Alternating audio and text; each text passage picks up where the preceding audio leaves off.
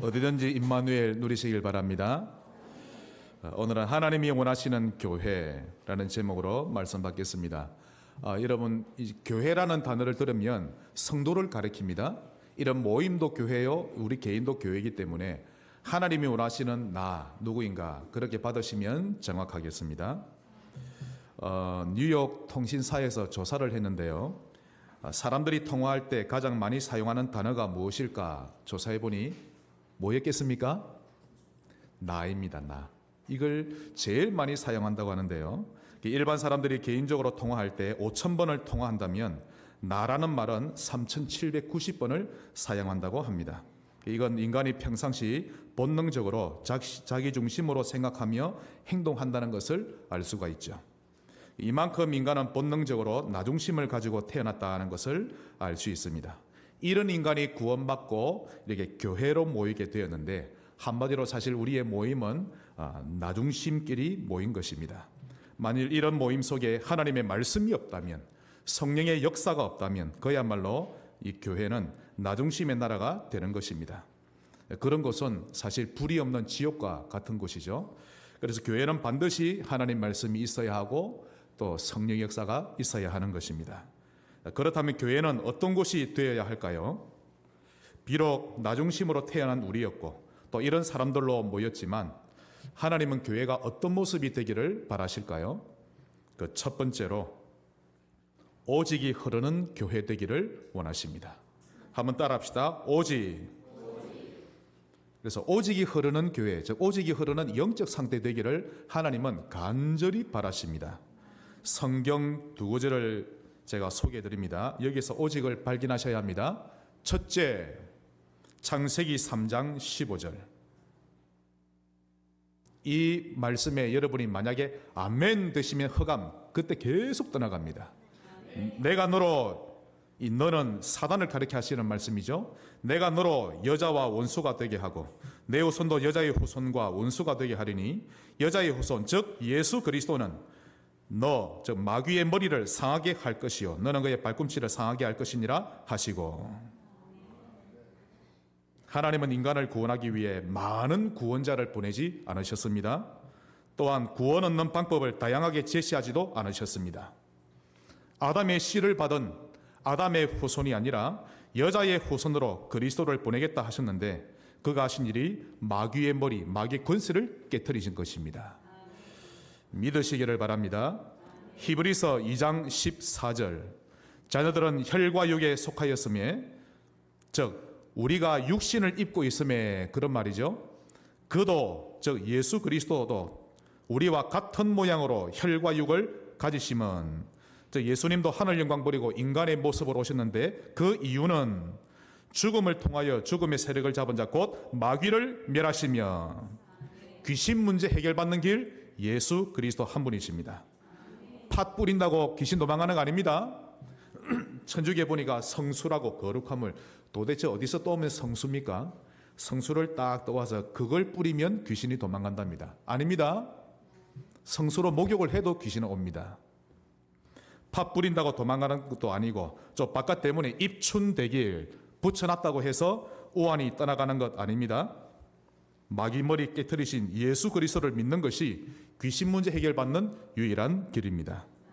이렇게 오직으로 발견한 사람, 이런 사람은 돼지 2,000마리 손해봤다고, 경제적으로 손해봤다고 주님을 내쫓지 않죠.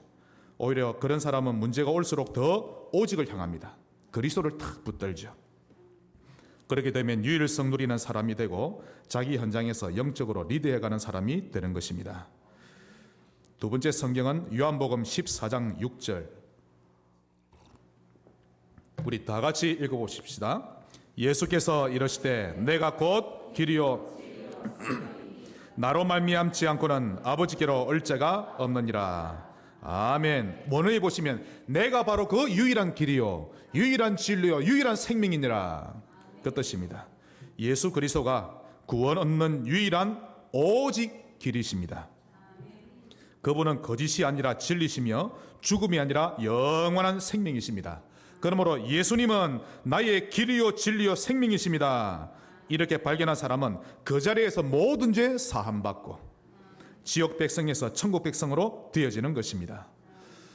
몇 년 전이죠. 우리 교회 전도팀이 저 구미역 앞에 있는 그 시장 뒷골목에 온통 무당촌 아닙니까? 거기에 전도를 갔을 때였습니다. 거기에 많은 무당 가운데 깔꾸리 보살이라고 있는데요. 참 이름도 희한합니다.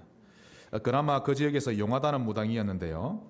우리 전도팀이 가서 그 사람에게 말했죠. 당신의 운명과 사주팔체에서 해방되는 길을 우리가 알고 있는데 그 길을 알려주러 왔습니다.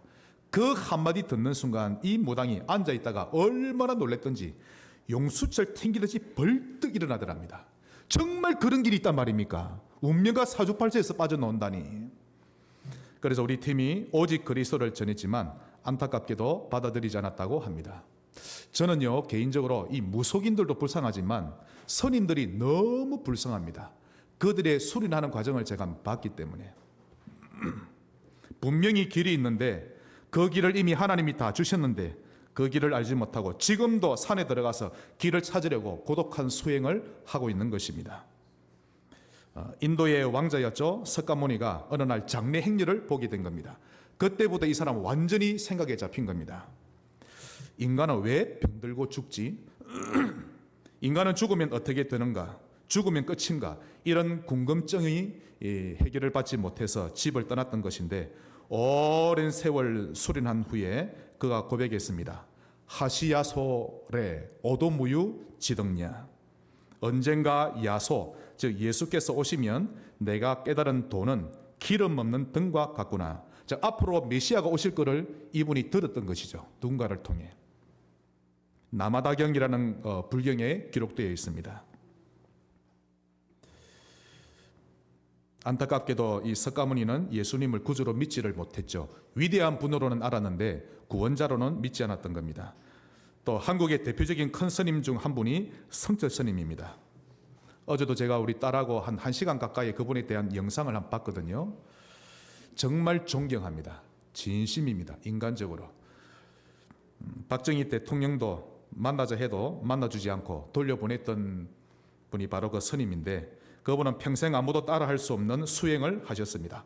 장좌불화 8년 동안 앉아서 지낸 겁니다. 누워서 자지 않고. 그것도 천장에 줄을 이 천장으로부터 단도를 매달아 놓고 졸면 찔려서 크게 위험할 만큼 그 정도로 수행을 했죠. 또 10년 동안 무건정진, 자기 주변에 이 철사로 울타리를 쳐놓고 사람을 만나지 않고 아무 말 하지 않고 10년 동안 수행을 했던 분입니다. 이만큼 철저하게 수행을 했고 권력이나 돈에 대한 욕심은 부질없고 가치 없는 것으로 여겼던 것입니다. 이렇게 사리에 밝았고 양심적이며 깨끗하게 사셨습니다. 죽었을 때는 그분의 몸에서 사리가 많이 나왔죠. 그것 보려고 몇백만 명이 그 해인사를 방문하곤 했습니다. 이 정도로 진리를 찾기 위해 최선을 다했는데 최선의 최선을 다했는데 어느 날 방송기자가 찾아와서 그에게 마이크를 대며 인터뷰를 요청했습니다. 그때 스님이 하신 말씀이 내가 불교에 들어온 이유는 진리를 찾기 위함이요 구원을 얻기 위함이었는데 아직 찾지 못했다. 진리를 찾는 날에는 내가 이곳을 떠날 것이다. 그때 기자가 생각지 못한 말을 들으니까 어리둥절했죠. 그래서 그게 도대체 무슨 말씀입니까? 한 말씀만 더 해주십시오. 그러자 스님이 내 말에 속지 마라. 나는 지금까지 거짓말을 해왔다. 길 찾은 것처럼. 지금까지 모든 신도들에게 거짓말만 해왔기 때문에 나는 아직 길을 찾지 못했으니 내 말에 속지 말라. 그렇게만 하고는 방으로 들어가신 것입니다. 오직의 반대는 종교입니다, 여러분. 하나님이 오직을 주셨지 다양한 걸 주지 않으셨습니다. 그러므로 종교로는 구원을 받지 못합니다. 하나님은 우리에게 종교를 주지 않으셨고 길을 주셨습니다. 혹독한 수행을 해야만 갈 수 있는 길이 아니죠. 우리 인간의 문제를 완전히 해결해 놓고 구원의 길을 열어놓으신 것인데 그 길이 예수 그리스도이십니다. 한번 따라합시다. 나는 예수 그리스도를 나의 구주로 인정합니다. 이 고백이 안 되는 분은 아직 종교입니다. 다시 한 번 더. 나는 예수 그리스도를 나의 구주로 인정합니다. 믿으시면 아멘 하십시다. 그러면 어떻게 하면 됩니까? 그분을 나의 구세주로 믿으면 되는데 이것을 보고 예수님을 영접한다라고 합니다. 요한복음 1장 12절 영접하는 자 곧 그 이름을 믿는 자들에게는 하나님의 자녀가 되는 권세를 주셨으니. 그러므로 오직 예수라는 말은 독선이 아니라 유일한 길이라는 뜻입니다. 저기 이인혜의 아버지는 이재용이다. 이게 왜 독선입니까? 사실이지요. 그러므로 길을 모르는 자는 그리스도가 독선으로 들릴 수밖에 없는 것입니다. 길을 아는 자는 오직이 될 수밖에 없는 것이죠. 하나님은 오직이 흐르는 교회를 원하십니다. 두 번째로 우리 하나님은 당연성을 누리는 교회를 원하십니다. 한번 따라합시다. 당연성. 이게 무슨 말인가 하니까 복음을 오직으로 발견하게 되면 당연히 해야 될 것이 발견됩니다. 오토매틱이죠. 자동입니다. 오직 그리스도가 보이면 당연히 해야 될 게 보입니다. 그 첫째가 당연히 사모를 할 수밖에 없는 것입니다. 폼을 잡으라는 말이 아니라 당연한 것이죠. 당연히 하루하루를 헛되이 보내지 않게 됩니다. 오늘을 잘 살아가는 신자 되시기를 바랍니다. 그 방법이 사모늘이죠. 즉 세 가지 무기를 가지고 오늘을 살자는 것인데 하나님의 말씀, 전도, 기도입니다. 먼저 오늘을 시작할 때 말씀을 가지세요. 그러면 전도 대상자를 정하고 전도 계획을 세우는 것입니다. 그런 후에 그 말씀과 전도 대상자를 두고 기도하는 것이죠. 이것이 사모늘인데 다른 말로 전도자의 삶이라고 합니다. 사모늘이 여러분에게 당연 되시기를 바랍니다. 또한 두 번째로 당연히 좁은 길입니다. 당연성을 발견한 사람은 사람의 딸들의 아름다움, 즉 가인의 후손의 아름다움을 보고 자기가 원하는 대로 취하며 살지 않죠. 우리 모든 청년들은 복음적인 언약적인 결혼 꼭 하시기 바랍니다. 네, 신앙생활 잘하다가 어떤 기생오래배 같은 거 데려오지 말고 예쁘다고 거기에 빠지지 말고 복음 사랑하는 여인, 그 교회 담임 목사님께 인정받는 남자 여자 데려오시기 바랍니다. 우리 부모님들만 아멘 하시네요. 당연성을 발견한 사람은 노아처럼 당연히 좁은 길을 가게 되어 있습니다. 마태복음 7장 13절 14절 좁은 문으로 들어가라. 멸망으로 인도하는 문은 크고 그 길이 넓어 거리로 들어가는 자가 많고 생명으로 인도하는 문은 좁고 길이 협착하여 찾는 이가 적음이라. 착하게 삽시다. 삽시다. 이해가 되죠. 예수를 믿으면 구원받습니다. 아무나 못 믿습니다. 때려 죽이도 못 믿습니다. 이건 하나님이 예정하지 않으면. 예수 그리스도가 오직으로 안 보이는데 좁은 길로 갈 수 있을까요? 절대 못 갑니다. 삼위 하나님보다 네피림이 얼마나 좋고 멋있어 보이는데 그 네피림을 포기 못하는 거죠. 그리스도가 오직으로 진짜 발견되면 그때 기뻐하며 감사하면서 자발적으로 좁은 길로 들어가는 것입니다. 이런 사람이 회사에서 다락방을 하면 그걸 보고 절대 망대라 하고, 그런 사람이 사업을 하면 절대 망대라고 하는 것입니다. 그러면서 세 번째로 당연히 해야 할 일, 당연히 해야 할 미션이죠. 그것이 데살로니가전서 5장 16절 18절입니다. 항상 기뻐하라. 쉬지 말고 기도하라. 범사에 감사하라. 이것이 너희를 향하신 하나님의 뜻이니라. 만일 항상 눌려있고 쉬지 않고 사람을 의지하고 범사에 불만이 가득 차 있으면 어떻게 되죠? 베드로전서 5장 8절대로 됩니다. 건신하라 깨어라. 너희 대적 마귀가 우는 사자같이 두루다니며 삼킬 자를 찾나니 마귀에게 삼켜집니다. 그 사람의 생각, 감정, 기분, 심지어 생활까지 잡혀버립니다. 반대로 복음 때문에 항상 기뻐하고 쉬지 않고 기도하고 범사에 감사하게 되면 가장 견고한 영적 상태가 되어지는 것입니다. 그럼 귀신이 한 길로 왔다 7길로 도망가는 것이죠. 하나님은 교회가 당연필연 절대 누리기를 원하십니다. 마지막 큰 세 번째로, 자, 첫 번째는 뭐였죠? 하나님이 원하시는 교회는요, 오직을 누리는 교회. 두 번째는 당연성을 누리는 교회. 이 두 가지가 깨달아지고 발견되시기를 바랍니다. 세 번째로 24를 향하는 교회입니다. 하나님은 신자들이 일회용 반창고처럼 잠깐 반짝 은혜 받다가 다시 세상으로 가버리는 사람이 아니라 지속적으로 은혜 받는 신자 되기를 바라십니다. 이걸 보고 24신자라고 하죠. 여기서 24시란 이 땅에서 인간이 가질 수 있는 최고의 영적 상태인 것입니다. 그럼 누려서는 안 되는 24가 있습니다. 불신앙 24를 피하세요. 즉 여러분의 머릿속에 늘 불신앙이 계속 흐르면 안 됩니다. 결코 자신에게 허락하지 말아야 합니다. 이 부분만큼은 정말 엄격하셔야 하는데요. 불신앙 24를 계속 허락하다 보면 점점 지옥 24가 되고 마귀 24가 되어집니다. 그러므로 복음 24를 향하시길 바랍니다.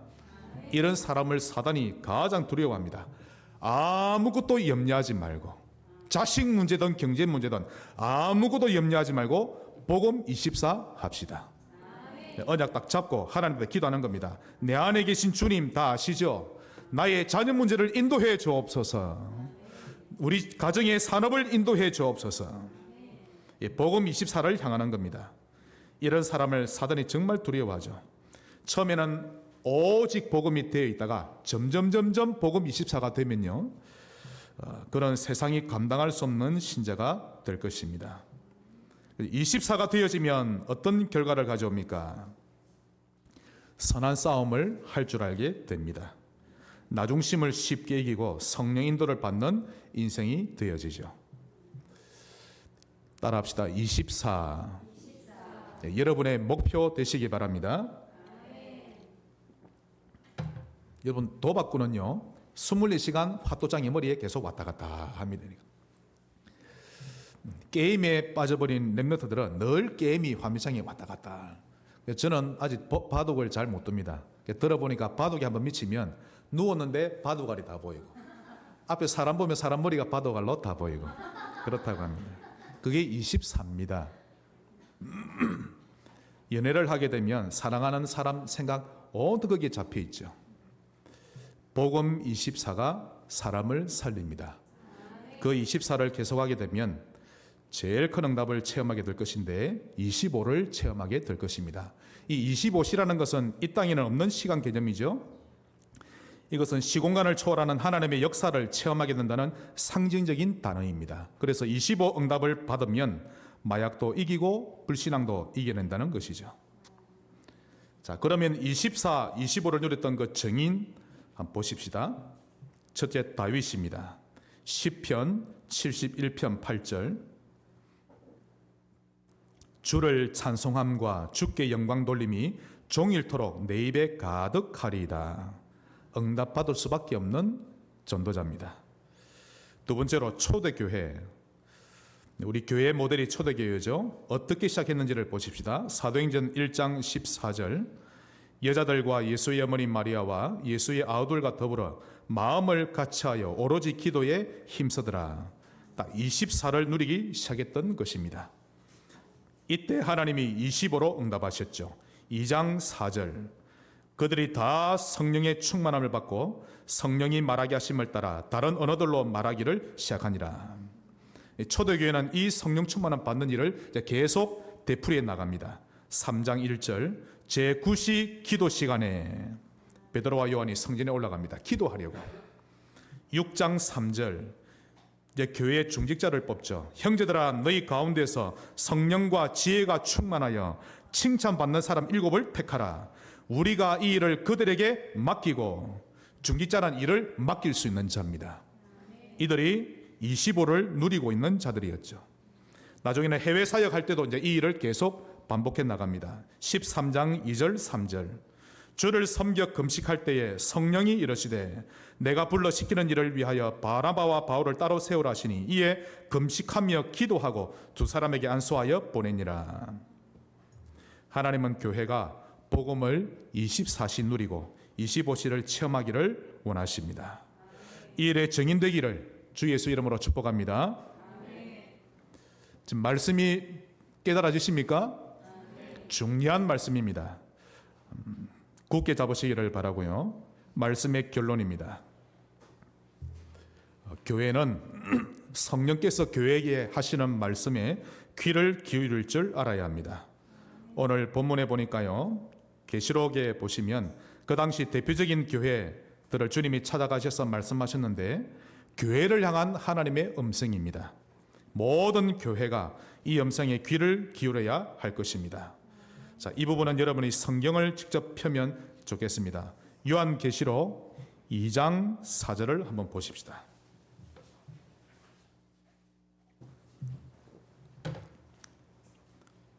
에베소 교회를 향한 주님의 말씀이죠.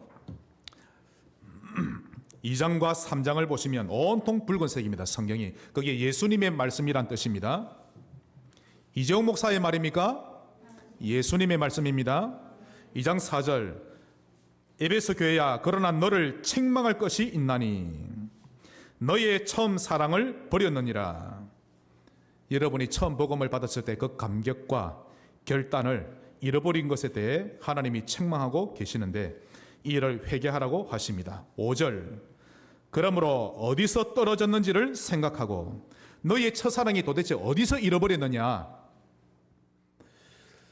되짚어보라는 것입니다. 그런 후에 회개하여 처음 행위를 가지라. 하나님은 여러분이 첫사랑 회복하기를 원하십니다. 내가 누구 때문에, 또 열악한 환경이나 조건 때문에 내 믿음이 떨어졌다, 그건 정당한 이유가 되지 못합니다. 그 어떤 것도 첫사랑을 잃어버린 정당한 이유가 되지 못한다는 것입니다. 핑계와 변명에 불과한데, 이렇게 말하는 사람은 자신을 향한 하나님의 절대 주권 인정하고 있지 않다는 뜻이죠.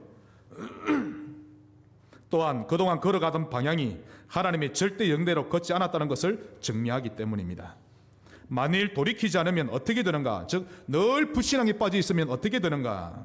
만일 그리하지 아니하고 회개하지 아니하면 내가 내게 가서 너의 촛대를 거제래에서 옮기리라.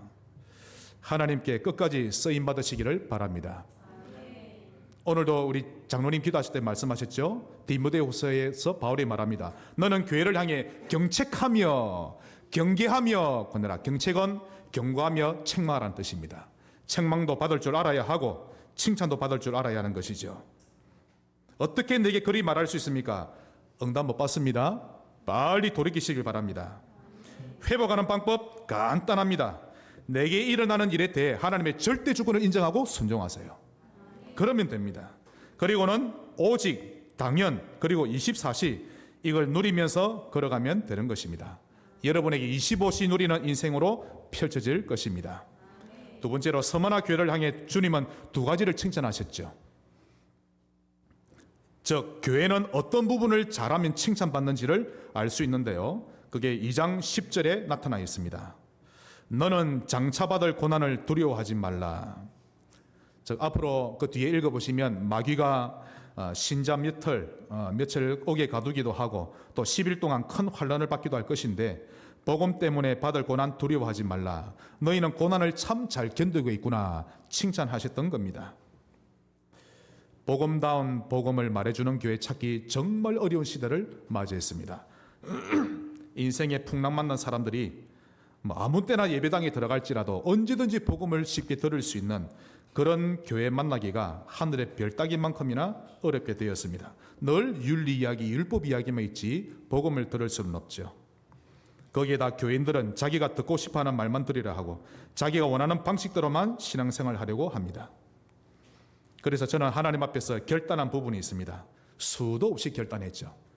나는 사람의 입맛과 기호에 따라 설교하지 않을 것이다. 그런 메신저가 되려고 애쓰기보다 하나님이 원하시는 것을 전달할 줄 아는 메신저요, 목회자가 될 것이다. 그렇게 결단했던 것입니다. 하나님이 아십니다. 결국 주님이 이 땅에 오시는 날, 이 땅에서 찾으시는 교회는 바로 그런 교회를 찾으시기 때문이죠. 또한 네가 죽도록 충성하라. 그리하면 내가 생명의 면류관을 주리라. 충성하고 있는데 지금 서머나 교회가 또 그의 충성을 주님이 밝히고 계십니다.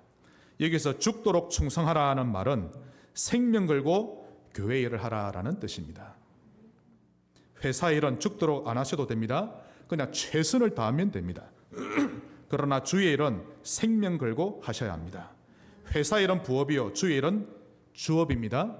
근데 주의 일은 안 하거나 대충 하면서 회사는 악착같이 하죠. 바꾸셔야 합니다. 오늘 하나님의 말씀에 귀를 기울이셔야 합니다. 기분에 따라 했다 말았다 하지 말고 아무리 작은 일일지라도 절대 순종하며 생명 걸고 충성하는 것이 올바른 자세입니다. 그래서 11절에 주님이 말씀하셨죠. 단호하게 말씀하십니다.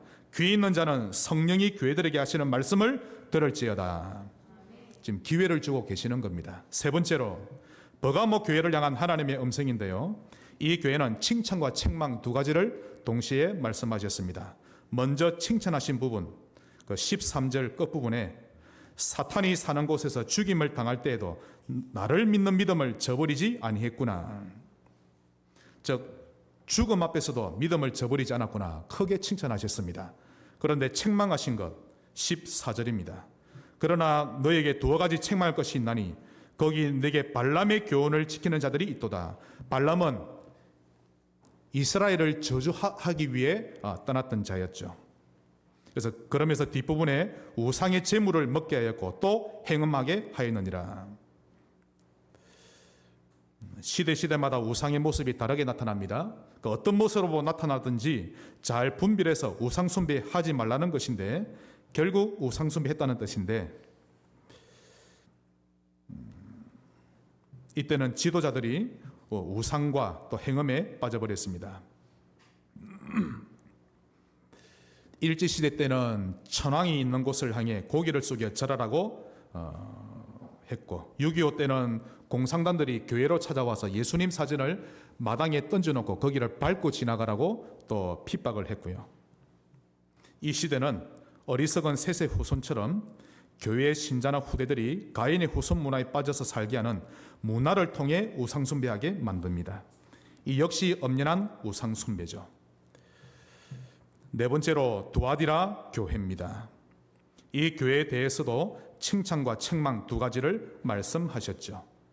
19절 내가 너의 사업과 사랑과 믿음과 섬김과 인내를 아노니 너의 나중 행위가 처음 것보다 많구나. 즉 갈수록 이 성도들은 헌신하고 섬기는 부분이 많아졌음을 칭찬하고 있습니다. 여러분의 행위도 이렇게 되시기를 바랍니다. 교회 안에 들어오세요. 교회 밖을 자꾸만 맴돌지 말고 목장 안에 성도와의 모임에 또 예배 안에 적극적으로 들어오셔야 합니다. 그래야 믿음이 자랍니다. 그럼에도 불구하고 주님은 이 두아디라 교회에게 한 가지를 책망하시는데요. 20절 그러나 너에게 책망할 일이 있노라. 자칭 선지자라 하는 여자 이세벨을 네가 용납함이니. 이세벨이 누구죠? 아합의 부인이죠. 여기서 이세벨은 그야말로 적그리스도와 우상을 가리키는 상징적인 단어입니다. 그를 네가 용납하였구나. 그래서 이세벨이라는 여자가 한 일은 주의 종을 꾀어서 행음하면서 우상을 섬기게 했습니다. 교회마다 목회자들이 성 문제로 무너지고 있는데 이 일에 연루되지 말라는 말씀입니다. 하지만 중요한 것은 21절 또 내가 그에게 회개할 기회를 주었으되 하나님은 항상 돌이킬 기회를 주십니다. 그럼에도 불구하고 그들은 회개하고자 하지 아니하는도다. 여러분이 잘못했어도 해결받는 길 간단합니다. 돌이키면 됩니다. 만일 돌이키지 않으면 더 큰 환난 가운데로 던진다고 말씀하셨죠. 다섯 번째, 사대 교회를 향한 하나님의 음성인데요. 이 교회에 대해서는 책망밖에 없습니다.